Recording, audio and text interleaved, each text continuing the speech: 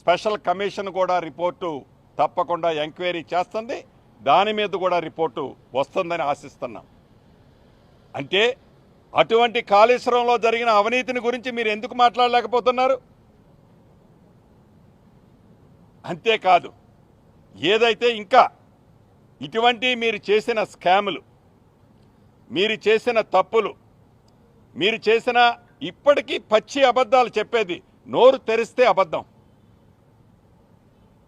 ఏదైతే ఈనాడు మీరు వరంగల్ సభలో మాట్లాడిన దాని మీద చివరగా ఒక్క మాట చెప్పి నేను ముగిస్తాను. చాలా ఆర్భాటంగా మీరు మాట్లాడారు. మా పార్టీ పక్షాన ఒక్కటే మిమ్మల్ని ఇక్కడ నుంచి ఛాలెంజ్ చేస్తున్నాను. డేటు మీరు ఫిక్స్ చేయండి. ఏ డేటు మీద అసెంబ్లీ పెట్టమంటారో మీరు ఫిక్స్ చేయండి.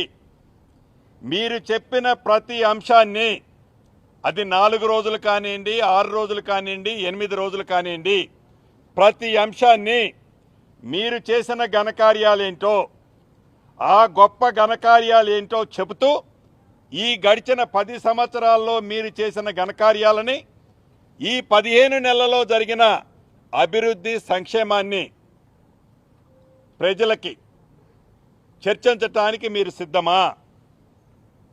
అయినా ఈ ఇందిరమ్మ ప్రభుత్వం వచ్చిన తర్వాత